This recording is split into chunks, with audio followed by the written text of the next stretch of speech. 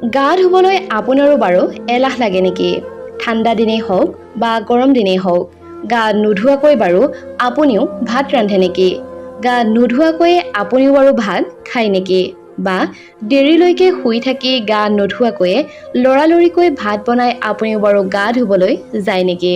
তেনেহ'লে আজিৰ এই ভিডিঅ'টো আপোনালোকৰ বাবে অতিকৈ জৰুৰী।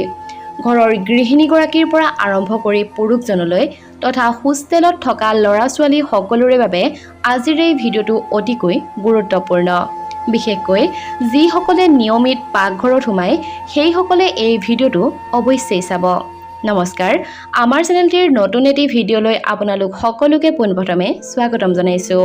আজিৰ এই ভিডিঅ'টিৰ জৰিয়তে আপুনি গা নোধোৱাকৈ ভাত খালে বা গা নোধোৱাকৈ ভাত বনালে কি হয় তথা এই সন্দৰ্ভত শাস্ত্ৰই কি কয়, এই সকলোখিনি কথা আপোনালোকৰ লগত আলোচনা কৰিম। আশা কৰিছোঁ ভিডিঅ'টি চাই আপোনালোকে ভাল পাব। ভিডিঅ'টিৰ আৰম্ভণিতে কৈ দিওঁ, নতুন নতুন আপডেটসমূহৰ বাবে আমাৰ চেনেলটি যদিহে এতিয়াও ছাবস্ক্ৰাইব কৰি লোৱা নাই তেনেহ'লে প্লিজ চেনেলটি ছাবস্ক্ৰাইব কৰি কাষত থকা বেল আইকনটো প্ৰেছ কৰি ল'ব। তেনেহ'লে পলম নকৰি বলকচোন আজিৰ ভিডিঅ'টিৰ ফালে আগবাঢ়ো।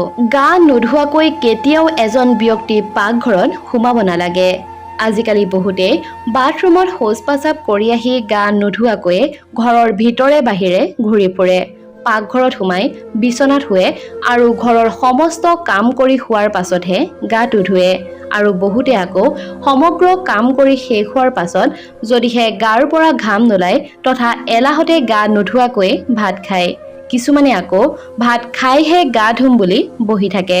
নৱপ্ৰজন্মৰ বহুতে আকৌ শৌচ পাচাব কৰি আহি হাত আৰু ভৰি ধুই তেনেকৈয়ে ভাত বনাই লগতে খোৱা মুঠিও গা নোধোৱাকৈ গ্ৰহণ কৰে। এনেকুৱা কৰিলে নিজে অপবিত্ৰ হোৱাৰ লগতে সমগ্ৰ ঘৰখনো অপবিত্ৰ কৰাৰ দৰে হয়।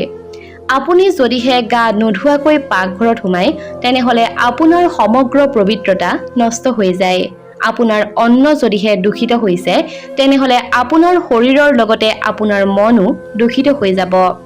আপোনাৰ সন্তানে যদিহে এনেকুৱা ভুল কৰি আছে তেনেহ'লে আপোনাৰ সন্তানৰো শৰীৰ আৰু মন দূষিত হৈ আছে। আজিকালি বহুতো ল'ৰা-ছোৱালীয়ে বেয়া পথেৰে গতি কৰা দেখা যায়। এনেকুৱা কিয় হৈ আছে আপুনি বাৰু এবাৰ ভাবি চাইছেনে? কাৰণ আপোনালোকৰ সন্তানৰ তথা সেই বেয়া হৈ যোৱা তথা বেয়া পথেৰে গতি কৰা সেই ল'ৰা-ছোৱালীগৰাকীৰ মনটো লেতেৰা, অৰ্থাৎ খোৱা লোৱা আৰু আচাৰ ব্যৱহাৰ সকলো লেতেৰাকৈ গ্ৰহণ কৰি আছে। সেইবাবে তেওঁলোকৰ মনটো দূষিত হৈ যায়। মনত ৰাখিব, পাকঘৰটো সদায় মন্দিৰৰ সমান। ৰান্ধনীশালক কিয় মন্দিৰৰ সমান বুলি কোৱা হয় আপুনি বাৰু জানেনে? কাৰণ ৰন্ধন গৃহটোৰ পৰাই আমি জীয়াই আছো। সেইবাবে পাকঘৰত কেতিয়াও জোঠা বাচন তথা ৰাতি খোৱা বাচন পোৱালৈ এৰি থব নালাগে। ৰাতিয়েই হওক বা দিনতেই হওক, খাদ্য খোৱাৰ পাছত মজিয়াখনেই হওক বা ডাইনিংখনেই হওক কেতিয়াও লেতেৰাকৈ থৈ দিব নালাগে। সদায় খাদ্য খাই শেষ হোৱাৰ পাছত চাফ চিকুণ কৰি পেলাব লাগে। খাদ্য খোৱাৰ পাছত যাতে এটাও জোঠা বাচন ৰৈ নাযায় তাৰ প্ৰতি আপুনি লক্ষ্য ৰখাটো জৰুৰী। আজিকালি বহুতেই নিশা খাদ্য গ্ৰহণ কৰি জোঠা বাচনসমূহ পুৱালৈ থৈ দিয়ে, অৰ্থাৎ পিছদিনা পুৱাই ঘৰৰ বন কৰা মহিলাগৰাকী আহি ধুবলৈ বুলি থৈ দিয়ে। আগৰ দিনত কিন্তু এনেকুৱা নাছিল। খোৱাৰ পাছতেই বাচন বৰ্তন ধুই পাকঘৰ পৰিষ্কাৰ পৰিচ্ছন্ন কৰি ৰখাটো আগৰ দিনৰ পৰম্পৰা আছিল। কাৰণ পাকঘৰটো তেওঁলোকে সদায় মন্দিৰৰ দৰে বুলি গণ্য কৰিছিল। ৰন্ধন গৃহত সদায়ে মা অন্নপূৰ্ণাই বাস কৰে। আজিও বহুতে লেট্ৰিন কৰি আহি পাকঘৰত ডাইৰেক্ট সোমাই যায়। সেইবাবে আজিৰ এই কথাখিনিলৈ স্বামী স্ত্ৰী, হোষ্টেলত থকা ল'ৰা-ছোৱালী তথা ঘৰত থকা ল'ৰা-ছোৱালী আদি সকলোৱে এই কথাখিনিলৈ মন দিয়ক। বাথৰুমলৈ আপুনি যেতিয়া যায় তেতিয়া শৌচ পাচাব কৰি আহি ভালকৈ হাত দুখন পৰিষ্কাৰকৈ ধুই গা ধুইহে পাকঘৰত সোমাব। যদিহে আপুনি হাত আৰু মুখ নোধোৱাকৈ পাকঘৰলৈ যায় তেতিয়া কিন্তু আপুনি অশুচি হ'ব। মল ত্যাগ কৰি গা ধোৱাটো অতিকৈ বাঞ্ছনীয়। সম্পূৰ্ণকৈ যদিহে আপুনি স্নান কৰিব নোৱাৰে তেনেহ'লে আপুনি অৰ্ধ স্নান কৰিব পাৰে। যি বস্ত্ৰ পিন্ধি তথা যি কাপোৰ পিন্ধি আপুনি মল ত্যাগ কৰিছে সেই কাপোৰ আপুনি ধুই দিব লাগে তথা খুলি থৈ নতুন বস্ত্ৰ পৰিধান কৰি সম্পূৰ্ণকৈ শুদ্ধ হৈহে পাকঘৰত সোমাব লাগে। নিজৰ সন্তানকো সৰুৰে পৰা আপুনি এই সংস্কাৰ দিয়ক।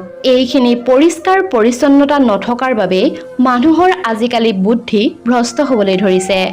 আপুনি এটা কথালৈ মন কৰিবচোন, 100% মানুহৰ ভিতৰতে হয়তো 99% মানুহে গা নোধোৱাকৈ কেতিয়াও নামঘৰ, মন্দিৰ, মছজিদ বা গীৰ্জালৈ নাযায়।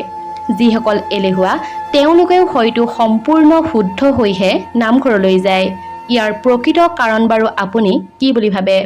ইয়াৰ কাৰণটো হয়তো ভয় অথবা ভক্তি। নামঘৰ অথবা মন্দিৰত বিষ্ণু তথা আন আন দেৱ-দেৱীৰ মূৰ্তি থাকে বাবেই গা ধুবলৈ এলাহ কৰা সকলেও ভয়তে অথবা ভগৱানে সকলো দেখা পাব বুলিয়ে হয়তো ভক্তিতে গা ধুইহে মন্দিৰত সোমায়। আমি পুনৰবাৰ উল্লেখ কৰিছোঁ, পাকঘৰ তথা ৰান্ধনীশালখনো কোনো নামঘৰ অথবা মন্দিৰতকৈ কিন্তু কম নহয়। ইয়াতো স্বয়ং মা অন্নপূৰ্ণাই বাস কৰে। শাস্ত্ৰত উল্লেখ আছে, স্নান নকৰাকৈ গ্ৰহণ কৰা খাদ্য মলমূত্ৰ ভক্ষণ কৰাৰ সমান। আপোনাৰ চিন্তা ভাৱনা অনুভৱ যাতে অশুচি নহয় আৰু অপবিত্ৰ নহয়, তাৰ বাবে সদায়ে পৰিষ্কাৰ পৰিচ্ছন্নতা হৈ থাকিব লাগে। কোনোবাই এতিয়া ক'ব পাৰে যে গা নোধোৱাকৈ খালে বা বনালেনো কি হ'ব, তথা ইমান দিনৰ পৰাতো এনেকৈয়ে খাই আহিছো, কিনো হ'ল? কিন্তু ইয়াৰ ক্ষতি আছে। ইয়াৰ প্ৰভাৱ আপোনাৰ জীৱনৰ লগতে আপোনাৰ সন্তানৰ ওপৰত নিশ্চয়কৈ পৰিব। লেতেৰা য'ত থাকিব তাততো গোবৰুৱা বা মহ-মাখি পৰিবই। যেতিয়া লেতেৰা পৰিৱেশত থাকিবলৈ ল'ব, খোৱা বোৱা লেতেৰাকৈ কৰিবলৈ ল'ব, তেতিয়াই আপোনাৰ মানসিকতা লেতেৰা হৈ আপোনাৰ বুদ্ধি ভ্ৰষ্ট হৈ যাব। আজিৰ পৰা প্ৰায় 50-60 বছৰ আগতে হয়তো আজিৰ দৰে ধৰ্ষণ, হত্যা, অবৈধ প্ৰেম আদিৰ কথা হয়তো মানুহে ইমান শুনাই নাছিল, হয়তো জনাও নাছিল। আগৰ দিনত যুৱতী মহিলা সকলোৱে মুকলি মনেৰে ঘূৰি ফুৰিব পাৰিছিল। মানুহৰ মনত মানৱীয়তা আছিল। কিন্তু আজিকালি মানুহৰ মনত যেন লাহে লাহে মানৱীয়তা কমিব ধৰিছে। মানুহৰ মন লেতেৰাৰে ভৰি পৰিছে। ইয়াৰ কাৰণ বাৰু আপোনালোকে কি বুলি ভাবে? আজিকালি ক'তোৱে বিশুদ্ধতা পাবলৈ নোহোৱা হৈ পৰিছে। খোৱা লোৱা সকলোতে বিশুদ্ধতা নাইকিয়া হৈ পৰিছে। ৰাতিপুৱা সোনকালে উঠি যদিহে আপুনি গা ধুই ভগৱানক আৰাধনা কৰে, তেতিয়া আপোনাৰ মন পজিটিভিটিৰে ভৰি পৰিব। সন্তানকো আপুনি এই কথা শিকাব লাগে।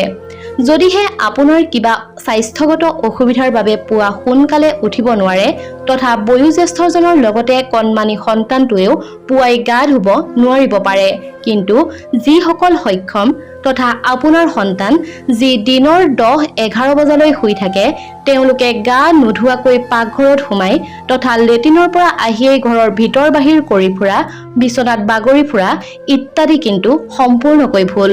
আজিকালি আকৌ বহু মাতৃয়ে পুৱাই গা নোধোৱাকৈ দৌৰা-দৌৰিকৈ সন্তানৰ টিফিন বক্স ৰেডি কৰি দিয়ে। ইয়াৰ মূল কাৰণটোৱে হৈছে আমাৰ ব্যস্ততাপূৰ্ণ জীৱন। দেৰিলৈকে মোবাইল চাই সময় নষ্ট কৰাৰ ফলত ৰাতিপুৱা সোনকালে উঠিব নোৱাৰে, যাৰ বাবে ৰাতিপুৱা সদায়ে দৌৰা-দৌৰি হয়। যদিহে জীৱনত সন্তানক ভাল পথ দেখুৱাম বুলি ভাবিছে, অলপতো জীৱনশৈলী সলনি কৰিবই লাগিব। ৰাতিপুৱা সোনকালে শুই পুৱা সোনকালে উঠিবলৈ চেষ্টা কৰক। দেখিব আপোনাৰ ওচৰত সময়ে বাট চাই ৰব। যিসকলৰ ভগৱানৰ প্ৰতি শ্ৰদ্ধা নাই তথা ভক্তি নাই, সেইসকলৰ হাতৰ পৰা কিবা খালেও আপোনাৰ ভক্তি নষ্টহে হ'ব। ধৰ্মত জাত পাতৰ কোনো কথা নাই। ইয়াত যিজন পৰিষ্কাৰ পৰিচ্ছন্নতাৰে থাকে, যিজন ভগৱানৰ ভক্ত, তেওঁৰ হাতেৰে আপুনি আহাৰ গ্ৰহণ কৰিব পাৰে। যিমানেই নিচ নহওক কিয়, যদিহে মানুহজনে সততাৰে চলে তথা সততাৰে টকা উপাৰ্জন কৰে, হৃদয়ত ভগৱত প্ৰেম আছে, তেন্তে আপুনি তেওঁৰ হাতেৰে অন্ন গ্ৰহণ কৰিব পাৰিব। কাৰণ ভক্তিয়ে সকলোকে পবিত্ৰ কৰি ৰাখে। বন্ধু-বান্ধৱীসকল, এয়া কোনো মনে সজা বা কাল্পনিক কথা নহয়। শাস্ত্ৰই যি কৈছে, লগতে বাস্তৱ সমাজত যি চলি আছে, তাৰ ওপৰতহে আধাৰিত। আশা কৰিছোঁ আজিৰ ভিডিঅ'টিৰ এই কথাখিনিয়ে আপোনাক যথেষ্টখিনি উপকৃত কৰিব। যদিহে ভিডিঅ'টি চাই ভাল পালে, তেনেহ'লে ভিডিঅ'টোত লাইক আৰু কমেণ্ট কৰাৰ লগতে আপোনাৰ আপোনসকলৰ মাজত অনুগ্ৰহ কৰি এই ভিডিঅ'টি শ্বেয়াৰ কৰি দিবলৈ নাপাহৰিব। যদিহে প্ৰথমবাৰৰ কাৰণে এই ভিডিঅ'টো চাইছে তথা চেনেলটিলৈ নতুনকৈ আহিছে তেনেহলে নতুন নতুন আপডেটসমূহৰ বাবে আমাৰ চেনেলটি সাবস্ক্ৰাইব কৰি কাষত থকা বেল আইকনটো প্ৰেছ কৰি ল'ব লগতে এটি সুন্দৰ কমেন্টৰ জৰিয়তে ভিডিঅ'টি চাই কেনেকুৱা পালে আৰু ক'ৰ পৰা ভিডিঅ'সমূহ চাই আছে তাক সুন্দৰকৈ লিখি পঠাবলৈ নাপাহৰিব ধন্যবাদ